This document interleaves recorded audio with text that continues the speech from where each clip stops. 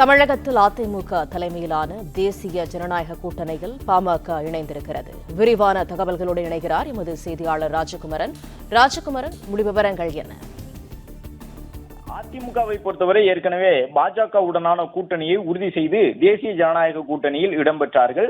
அதிமுக தலைமையில் தேசிய ஜனநாயக கூட்டணி தமிழகத்தில் சட்டப்பேரவை தேர்தலை சந்திக்கும் என்று உள்துறை அமைச்சர் அமித்ஷா, பிரதமர் நரேந்திர மோடி உள்ளிட்டவர்கள் சொல்லியிருக்கின்றார்கள். இந்த நிலையில்தான் அதிமுக சார்பில் பல்வேறு கட்சிகளுடன் பேச்சுவார்த்தை நடத்தப்பட்டு வந்தது. திமுகவிற்கு எதிரான நிலைப்பாட்டில் இருக்கக்கூடிய கட்சிகளை எல்லாம் ஓரணியில் திரட்டுவதற்காக அதிமுக சார்பில் மேற்கொள்ளப்பட்டிருந்த முயற்சியின் காரணமாக இப்பொழுது பாட்டாளி மக்கள் கட்சியும் அதிமுக தலைமையிலான கூட்டணியில் இடம்பெற்றிருக்கின்றது. இந்த சட்டப்பேரவை தேர்தலை பொறுத்தவரை திமுகவிற்கு கடுமையான நெருக்கடியை ஏற்படுத்தி ஆட்சியை மீண்டும் கைப்பற்ற வேண்டும் என்பதுதான் தங்களுடைய நோக்கம் என்பதை அதிமுக சார்பில் தொடர்ந்து சொல்லி வருகின்றார்கள். தமிழ்நாடு தழுவிய ஒரு சுற்றுப்பயணத்தை அதிமுகவினுடைய பொதுச் செயலாளர் எடப்பாடி பழனிசாமி மேற்கொண்டிருக்கின்றார். இந்த நிலையில் தான் கடந்த முறை அதிமுக சட்டப்பேரவை தொகுதிகளில் போட்டியிட்ட பொழுது அவர்கள் பெற்றிருந்த வாக்குகள் அடிப்படையிலும் தென் தமிழகம் உள்ளிட்ட பகுதிகளிலே கூடுதலாக வாக்குகளை இந்த முறை பெற வேண்டும் என்ற அடிப்படையில் பல்வேறு கட்சிகளுடன் பேச்சுவார்த்தை நடத்தப்பட்டு அந்த கட்சிகளை எல்லாம் கூட்டணிக்குள் கொண்டு வருவதற்கான பணிகள் நடைபெற்று வருகின்றன. இந்த சூழ்நிலையில் தற்பொழுது வட தமிழகத்தில் அதிமுக தன்னுடைய கூட்டணியை வலுவாக்கக்கூடிய விதமாக பாட்டாளி மக்கள் கட்சியுடன் கூட்டணியை உறுதி செய்திருக்கின்றார்கள். வழக்கமாக பாமகவை பொறுத்தவரை தேர்தல் நெருங்கி வரக்கூடிய சூழ்நிலையில் தான் எந்த கூட்டணியில் இடம்பெறுகின்றார்கள் என்ற விவரம் தெரிய வரும்.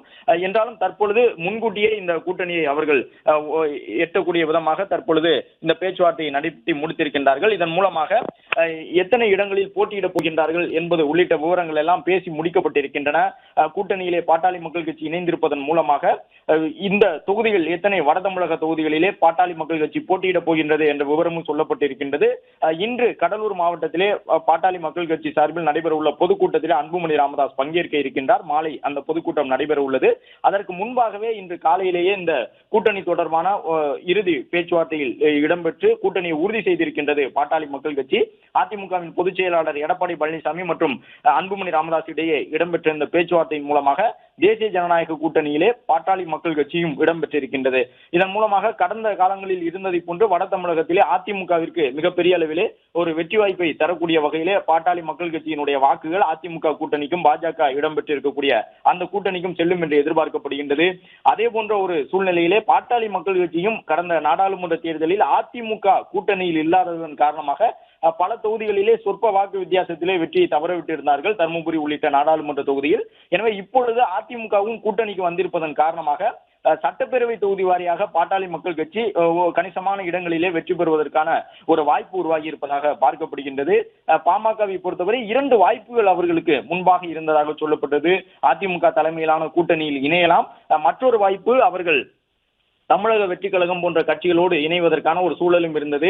டிடிவி தினகரன், ஓ பன்னீர்செல்வம் உள்ளிட்டவர்கள் தங்களுடைய நிலைப்பாட்டை இன்னும் அறிவிக்கவில்லை. எனவே அவர்கள் ஒருவேளை தமிழக வெற்றி கழகத்தின் பக்கம் அதிகாரப்பூர்வமாக சென்றால், பாட்டாளி மக்கள் கட்சியும் அந்த கூட்டணிக்கு சென்றால் அது அதிமுகவிற்கு ஒரு நெருக்கடியை உண்டாக்கிவிடும் என்றெல்லாம் பல்வேறு கருத்துக்கள் சொல்லப்பட்டு வந்தன. எனவே பாமக எடுக்க போகின்ற முடிவு முக்கியத்துவம் வாய்ந்ததாக இருந்தது. அவர்கள் தமிழக வெற்றி கழகம், ஓ பன்னீர்செல்வம், டிடிவி தினகரன் உள்ளிட்டவர்களோடு கைகோர்க்கப் போகின்றார்களா, அல்லது தங்களுடைய பழைய நட்பை புதுப்பித்து அதிமுகவுடன் பாஜக இடம்பெற்றிருக்கக்கூடிய அந்த கூட்டணியில் அங்கம் பெறப் போகின்றார்களா என்பது முக்கியமான ஒரு எதிர்பார்ப்பாக இருந்தது. இந்த நிலையில்தான் தேர்தல் நெருக்கம் வரை காத்திருக்காமல் தங்களுடைய வழக்கமான அணுகுமுறையை போன்று இல்லாமல் இந்த முறை தேர்தல் யுக்தியை பாமக மாற்றி இருக்கின்றது.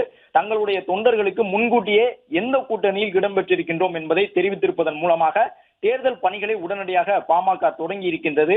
இதுவரை இல்லாத வகையிலே பாட்டாளி மக்கள் கட்சிக்கு ஒரு நெருக்கடியான காலமாக இந்த காலகட்டம் பார்க்கப்படுகின்றது. மற்றும் ராமதாஸ் எடுத்து வரக்கூடிய நிலைப்பாடுகள் பாமகவினுடைய தொண்டர்களுக்கு பல்வேறு வகையிலே மன வருத்தம் தருகின்றது என்ற ஒரு கருத்தை அந்த கட்சியினுடைய முக்கிய நிர்வாகிகள் தொடர்ந்து சொல்லி வருகின்றார்கள்.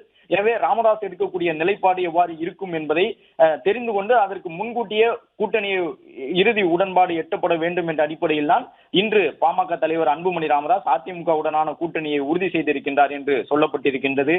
இந்த கூட்டணியின் மூலமாக பல்வேறு தொகுதிகளில் அதிமுகவிற்கு சாதகமான அந்த வாக்குகள் வருவதற்கான ஒரு சூழல் இருக்கின்றது. பாமகவை பொறுத்தவரை கிட்டத்தட்ட ஒரு 30 தொகுதிகளிலே 25,000க்கும் கூடுதலான வாக்குகளை வட தமிழகத்திலே வைத்திருக்கின்றார்கள். அதன்படி கிட்டத்தட்ட ஒரு 50,000க்கும் கூடுதலான வாக்குகள் உள்ள தொகுதி என்றால் மேட்டூர், சோளிங்கர், ஜெயங்கொண்டம், எடப்பாடி, தருமபுரி, பெண்ணாகரம், பாப்பிரெட்டிப்பட்டி இந்த தொகுதிகள் எல்லாம் பாமகவிற்கு 50,000க்கும் மேலே வாக்குகள் இருக்கின்றன. 40,000க்கும் மேல வாக்குகளை அவர்கள் 2016 தனித்து நின்று பெற்ற தொகுதிகளாக விக்கிரவாண்டி, கும்மிடிப்பூண்டி, ஓமலூர், மேட்டூர் உள்ளிட்ட தொகுதிகள் இருக்கின்றன. எனவே கிட்டத்தட்ட 25 30 தொகுதிகளிலே குறைந்தபட்சம் பாமக கூட்டணியில் இடம்பெற்றிருப்பதன் மூலமாக தேசிய ஜனநாயக கூட்டணிக்கு குறைந்தபட்சமாக 30,000க்கும் கூடுதலான வாக்குகள் பரிமாற்றக்கூடும். இது அந்த கூட்டணியில் இடம்பெற்றிருக்கக்கூடிய பாஜக, பாட்டாளி மக்கள் கட்சி, அதிமுக 3 கட்சிகளுக்குமே வெற்றி வாய்ப்பை உருவாக்கி கொடுக்கும். இந்த வட தமிழக சட்டப்பேரவை தொகுதிகளை பொறுத்தவரை கிட்டத்தட்ட ஒரு 80,000 வாக்குகளை எட்டும் பொழுது எளிதாக வெற்றி பெற்றுவிட முடியும். எனவே அதிமுகவிற்கென்று கிட்டத்தட்ட ஒரு 50,000 60,000 வாக்குகள் இருக்கின்றன. இப்பொழுது கூடுதலாக ஒரு 30,000 வாக்குகளை வைத்திருக்கக்கூடிய பாட்டாளி மக்கள் கட்சியும் இந்த கூட்டணியில் இடம்பெற்றிருக்கின்றது. ஏற்கனவே மேற்கு தமிழகத்தில் இருக்கக்கூடிய ஏறக்குறைய ஒரு 60 சட்டப்பேரவை தொகுதிகள் மேற்கு தமிழகத்தில் இருக்கின்றன. 58 60 தொகுதிகள். அந்த தொகுதிகள் எப்பொழுதுமே அதிமுகவிற்கு சாதகமான தொகுதிகளாகத்தான் இருந்திருக்கின்றன. இதை எல்லாம் வைத்து பார்க்கும் பொழுது பெரும்பான்மைக்கு தேவையான அந்த 117 என்பதை கூட்டணியாக கடப்பதற்கும் அதிமுகவினுடைய இலக்கான தனித்து பெரும்பான்மை பெற வேண்டும் என்ற அடிப்படையிலே அவர்கள் ஏறக்குறைய ஒரு 120 சட்டப்பேரவை தொகுதிகளில் தனித்து வெற்றி பெறக்கூடிய வகையிலே தனி பெரும்பான்மையுடன் கூட்டணி ஆட்சி இல்லாமல் தனி பெரும்பான்மையுடன் ஆட்சி அமைப்பதற்கு அதிமுகவிற்கும் ஒரு வாய்ப்பை வழங்கக்கூடிய விதமாக இந்த தொகுதிகள் இருக்கின்றன. எனவே மேற்கு மாவட்டத்தில் இருக்கக்கூடிய அந்த ஒரு 58 60 சட்டப்பேரவை தொகுதிகள், வட தமிழகத்தில் இருக்கக்கூடிய ஒரு 30 தொகுதிகள் என்று ஏறக்குறைய ஒரு 90 தொகுதிகளில் அதிமுகவிற்கு இருந்த சவால் தற்பொழுது பாமகவின் வருகையின் மூலமாக நீங்கி இருக்கின்றது. ஏறக்குறைய ஒரு 90 தொகுதிகளிலே அதிமுக இப்பொழுது வடக்கு மற்றும் மேற்கு தமிழகத்தை ஒப்பிட்டு பார்க்கும் பொழுது வலுவாக இருக்கின்றார்கள். இது மட்டுமல்லாமல் பாரதிய ஜனதா கட்சியும் கூட்டணியில் இருப்பதன் காரணமாக தென் தமிழகம் உள்ளிட்ட பகுதிகளிலே தங்களுக்கு கடந்த சில தேர்தல்களாக வாக்கு சரிவு ஏற்பட்ட பகுதியையும் அதிமுக சரி கட்டி இருக்கின்றது. எனவே அதிமுகவை பொறுத்தவரை ஏற்கனவே பாஜக வாங்கியிருந்த வாக்குகளையும் அதிமுக வாக்குகளையும் சேர்க்கும் பொழுதே ஒரு 100 தொகுதிகள் வரை முன்னணியில் இருந்தார்கள். திமுக கூட்டணியோடு ஒப்பிடும் பொழுது 100 தொகுதிகளிலே அதிமுக வெற்றி பெறுவதற்கான வாய்ப்பு பாஜகவுடன் கூட்டணி அமைத்த பொழுதே உருவாகி இருந்தது. இப்பொழுது பாட்டாளி மக்கள் கட்சியும் இணைந்திருப்பதன் மூலமாக அந்த 120 சட்டப்பேரவை தொகுதி என்பதை உறுதியாக கடந்து விடலாம் என்ற ஒரு நம்பிக்கையோடு அதிமுகவின் தலைவர்கள் இருப்பதை பார்க்க முடிகின்றது. எனவே பாஜகவோடு கூட்டணி அமைத்த பொழுது அவர்களுக்கு ஏற்பட்ட மகிழ்ச்சியை காட்டிலும் இப்பொழுது பாட்டாளி மக்கள் கட்சியுடன் கூட்டணி அமைத்திருப்பதன் மூலமாக அதிமுகவினுடைய முன்னணி தலைவர்களுக்கு, குறிப்பாக வட தமிழகத்தில் இருக்கக்கூடிய அதிமுகவினுடைய இந்த முக்கிய நிர்வாகிகளுக்கு ஒரு கூடுதல் மகிழ்ச்சியை தரக்கூடிய வகையிலே பாட்டாளி மக்கள் கட்சியினுடனான கூட்டணி உடன்பாட்டை எட்டியிருக்கின்றார்கள். இது மட்டுமல்லாமல் அன்புமணியினுடைய வரவு என்பது அதிமுக கூட்டணிக்கு பிரச்சார ரீதியாகவும் நிறைய கை கொடுக்கும். அன்புமணியை பொறுத்தவரை எப்பொழுதுமே தரவுகளோடு தேர்தல் பரப்புரையிலே ஈடுபடுவார். அவருடைய பிரச்சார பாணியை பொறுத்தவரை திமுகவிற்கு உண்மையிலேயே அந்த தரவுகளோடு சங்கடத்தை உண்டு செய்யக்கூடிய விதமாகத்தான் அவருடைய அறிக்கைகளாக இருக்கட்டும் அல்லது தேர்தல் பிரச்சாரமாக இருக்கட்டும் அவை அமைந்திருக்கும். எனவே அதிமுக கூட்டணிக்கு இப்பொழுது வலிமையான தலைவர்கள் பிரச்சாரத்திற்கும் கிடைத்திருக்கின்றார்கள். ஒரு பக்கம் அதிமுகவினுடைய பாரம்பரிய தேர்தல் பிரச்சார பெயர் போன தலைவர்கள் இருக்கின்றார்கள். அதிமுக பொதுச் செயலாளரை தாண்டி மற்றவர்களும் தேர்தல் பரப்புரையிலே தீவிரமாக ஈடுபடுவார்கள். இந்த பக்கம் பாரதிய ஜனதா கட்சியை பொறுத்தவரை அண்ணாமலை உள்ளிட்ட தலைவர்களும் தேர்தல் காலத்திலே தேசிய ஜனநாயக கூட்டணிக்கு ஆதரவாக பிரச்சாரத்தில் ஈடுபடுவது அதிமுகவிற்கு வலு சேர்க்கக்கூடிய ஒன்றாக இருக்கும். பாஜகவின் மூலமாக அந்த முக்கிய தலைவர்கள், நட்சத்திர பேச்சாளர்கள் நிறைய பேர் பாஜக கூட்டணியில் இடம்பெற்றிருக்கின்றார்கள். அவர்களும் தேர்தல் காலத்திலே தேசிய ஜனநாயக கூட்டணிக்கு ஒரு பெரிய பங்களிப்பை வழங்க முடியும். மற்றொரு பக்கம் பாட்டாளி மக்கள் கட்சியும் இணைந்திருப்பதன் மூலமாக அன்புமணி ராமதாஸ் கூடுதலாக அந்த தேர்தல் பிரச்சாரத்திலே தன்னை ஈடுபடுத்திக் கொள்ளும் பொழுது அதிமுகவிற்கு கிட்டத்தட்ட ஒரு மும்முனை தாக்குதலை திமுக கூட்டணியை நோக்கி நடத்துவதற்கான வாய்ப்பை இந்த பாஜக, பாமக, அதிமுக இணைந்த ஒரு கூட்டணி உருவாக்கி இருக்கின்றது. எனவே வலிமையாக பிரச்சாரத்தில் ஈடுபடக்கூடிய வாய்ப்பு பாட்டாளி மக்கள் கட்சி, பாஜகவின் மூலமாக அதிமுகவிற்கும் கிடைத்திருக்கின்றது. ஏற்கனவே பாஜக, அதிமுக கூட்டணி இணைந்த பொழுது 2 கட்சிகளும் கடந்த நாடாளுமன்ற தேர்தலில் பெற்றிருந்த தனித்தனியே பெற்ற வாக்குகளை இணைத்து பார்க்கும் பொழுது அது ஒரு வாய்ப்பாக இருந்தது. இப்பொழுது ஏற்கனவே அந்த பாஜகவுடன் பாட்டாளி மக்கள் கட்சி கூட்டணியில் இருந்தாலும் சட்டமன்ற தேர்தல் என்று வரும் பொழுது பாமகவிற்கு வரக்கூடிய வாக்குகள் சற்று கூடுதலாக இருக்கும். அந்த அடிப்படையில் பாமகவிற்கு கடந்த நாடாளுமன்ற தேர்தலில் பாஜகவுடன் இணைந்து கிடைத்த வாக்குகளை காட்டிலும் சட்டப்பேரவை தேர்தலிலே கூடுதல் வாக்குகள் பாட்டாளி மக்கள் கட்சிக்கு தருமபுரி உள்ளிட்ட மாவட்டங்களில் இருந்து கிடைக்கக்கூடும் என்ற அடிப்படையில் தான் இப்பொழுது பாமகவும் வந்திருப்பதன் மூலமாக அதிமுகவிற்கு ஏறக்குறைய ஒரு வட தமிழகம் மற்றும் மேற்கு மாவட்டத்தில் இருக்கக்கூடிய 100 தொகுதிகளுக்கும் கூடுதலான தொகுதிகளிலே முன்னிலை பெறுவதற்கான ஒரு வாய்ப்பு உருவாகி இருக்கின்றது. அடுத்த கட்டமாக அதிமுக தலைமையினுடைய பார்வை தென் தமிழகம் மற்றும் டெல்டா பகுதியில் தான் இருக்கின்றது. எனவே அங்கும் வாக்கு சரிவு இல்லாத வகையிலே அந்த வட்டாரத்தில் செல்வாக்கு இருக்கக்கூடிய அரசியல் கட்சிகளை இணைப்பதற்கான பேச்சுவார்த்தை அதிமுக சார்பில் நடைபெற்றுக் கொண்டிருக்கின்றது.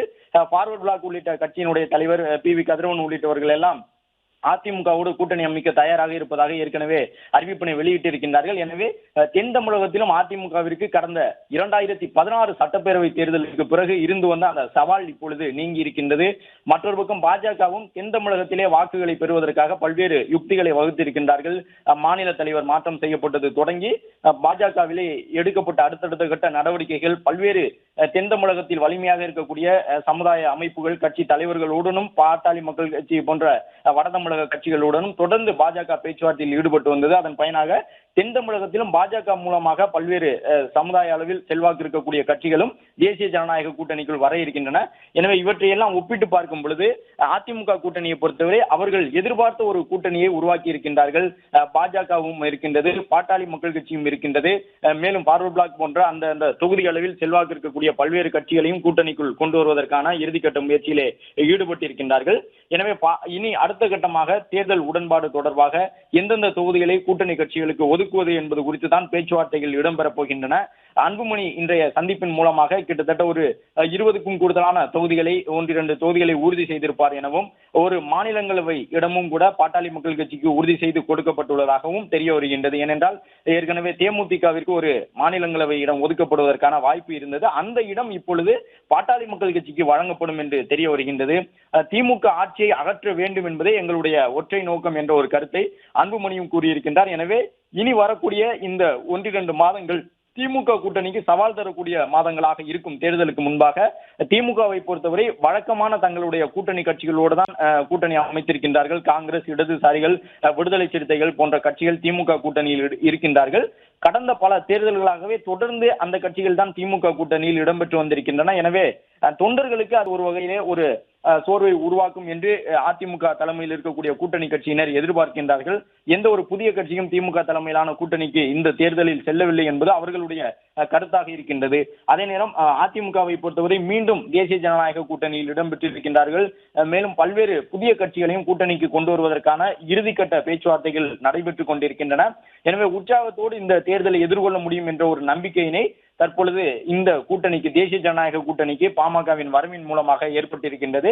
ஒரு பக்கம் தமிழக வெற்றி கழகமும் கணிசமான தொண்டர் கூட்டத்தை தொடர்ந்து தவேக தலைவர் விஜய் மூலமாக காட்டி வருகின்றார்கள். எனவே எதிர்க்கட்சியான அதிமுக இந்த முறை ஆட்சியை கைப்பற்ற வேண்டும் என்றால் தமிழக வெற்றி கழகத்தினுடைய வாக்குகள் மிகப்பெரிய சரிவை அதிமுகவிற்கு உண்டாக்கிவிடும் என்று தொடக்கத்தில் சொல்லப்பட்டது. விஜயினுடைய விக்கிரவாண்டி மாநாடு, மதுரை மாநாடு நடைபெற்ற காலத்திலே அதிமுக வாக்குகளை தான் விஜய் பெரிய அளவில் பெறப்போகின்றார் என்று சொல்லப்பட்டது. அதன் பிறகு எடுக்கப்பட்ட கருத்து கணிப்பு முடிவுகளிலே அதிமுகவிற்கு மட்டுமல்ல திமுகவின் வாக்குகளையும் விஜய் பெறுவார் என்கின்ற பல்வேறு கருத்து கணிப்புகள் சொல்லப்படுகின்றன. குறிப்பாக சிறுபான்மை வாக்குகளை பொறுத்தவரை தமிழகத்தில் ஒரே ஒரு கட்சியை நோக்கி தான் எப்பொழுதுமே சென்று கொண்டிருக்கும். ஆனால் தவேகவின் வரவின் மூலமாக அந்த சிறுபான்மை வாக்குகள் 2 கூறுகளாக பிளவுபட்டு தமிழக வெற்றி கழகத்திற்கு ஒரு பகுதி வாக்குகள் செல்ல போகின்றன என்ற ஒரு கருத்து கணிப்பை முன்வைக்கின்றார்கள்.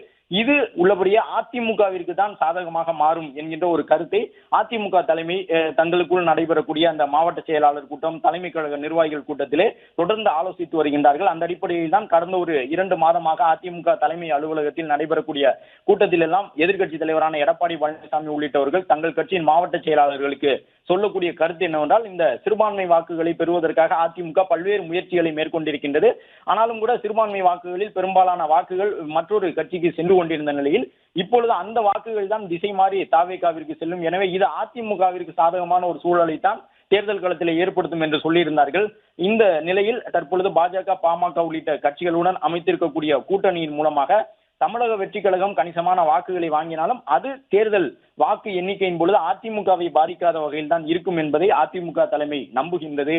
பாமகவை பொறுத்தவரை அவர்களும் ஒரு சவாலான தேர்தலாகத்தான் இந்த 2026 சட்டப்பேரவை தேர்தலை எதிர்கொள்கின்றார்கள்.